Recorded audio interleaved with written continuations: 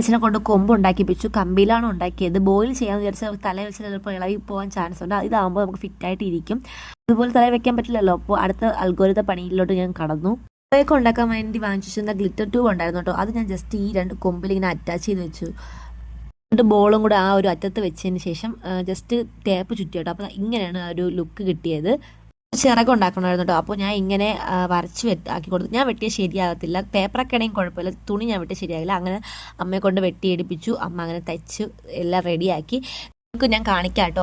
അപ്പോൾ അങ്ങനെ ലാസ്റ്റ് എല്ലാം പാക്ക് ചെയ്തൊക്കെ വെച്ചു. പൊന്നൊക്കെയാണ് സഹായിച്ചത്. പൊന്നു ഫാൻസി ഡ്രസ്സും ഡാൻസും ഒരു സോങ്ങുമാണ് നേഴ്സറി സോങ്ങുമാണ് ഉണ്ടായിരുന്നത്. പൊന്നു എല്ലാ കാര്യങ്ങളും ഞാൻ തന്നെ കേട്ടോ നോക്കണം. അതോടെ എല്ലാം ഞാൻ തന്നെ എടുത്തു വെച്ചു. ചേച്ചിയാണെങ്കിൽ മറന്നു പോകാൻ ചാൻസ് ഉണ്ട്. അതുപോലെ ഫാൻസി ഡ്രസ്സിൻ്റെ തീമും ഞാനാണ് കേട്ടോ സെലക്ട് ചെയ്തത്. ഒരു വീഡിയോ കണ്ട് ഒരു ഇഷ്ടപ്പെട്ട് ചെയ്തതാണ് കേട്ടോ. അപ്പോൾ അതിൻ്റെ വീഡിയോ ഞാൻ ഇതിൽ ഇൻക്ലൂഡ് ചെയ്യാൻ പറ്റത്തില്ല. ഞാൻ അടുത്ത വീഡിയോയിൽ കാണിക്കുന്നതായിരിക്കും. അങ്ങനെ ഞങ്ങൾ എല്ലാം പാക്ക് ചെയ്ത് വെച്ചു.